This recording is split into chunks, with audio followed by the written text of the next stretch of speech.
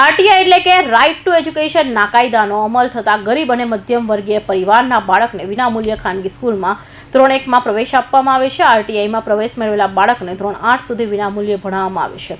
કેટલાક વાલીઓએ આરટીઆઈમાં પોતાના બાળકના એડમિશન માટે કૌભાંડ આચર્યું હોવાનું સામે આવ્યું છે। કેટલાક વાલીઓએ પોતાની આવકના ખોટા દાખલા રજૂ કરી પોતાના બાળકોને સ્કૂલમાં એડમિશન કરાવ્યા છે। આ કૌભાંડ અંગેની ડીઓ કચેરીમાં સ્કૂલ દ્વારા ફરિયાદ કરવામાં આવી છે। આ સમગ્ર મામલે મામલતદાર અને શિક્ષણ વિભાગ સાથે છેતરપિંડી કરવામાં આવી છે, કારણ કે હકીકતની આવક છુપાવી મામલતદાર પાસેથી આવકનું સર્ટિફિકેટ મેળવ્યું હતું।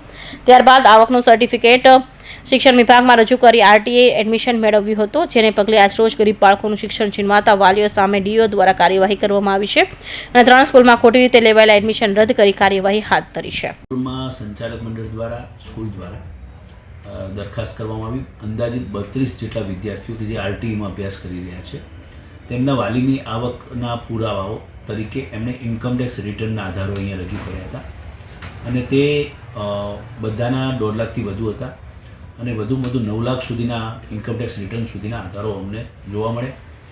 એટલે દરેકનું હિયરિંગ રાખવામાં આવ્યું અને વાલીની આર્થિક સમીક્ષા પણ કરવામાં આવી કે ખરેખર ઇન્કમ ટેક્સ રિટર્ન તમારા છે કે કેમ।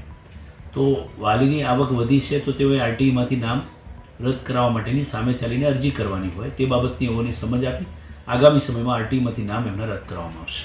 આરટીઆઈ એડમિશન ખરેખર એવા વાલીઓ જ લઈ શકે જેની આવક 1.50 લાખ કરતાં ઓછી હોય। તેમ છતાં અમદાવાદની જાણીતી ઉધમ સ્કૂલ ફોર ચિલ્ડ્રનમાં 152 વિદ્યાર્થીના ખોટી રીતે એડમિશન થયા છે। વાલીની આઈટી રિટર્ન સામે આવતા વાલીઓની પોલ ખુલી છે। 152 વાલીની આવક 1.50 લાખથી વધુ હોવા છતાં ખોટી રીતે લાભ મેળવ્યો છે। જરૂરિયાતમંદ બાળકોનો લાભ પોતાના બાળકને અપાવ્યો છે।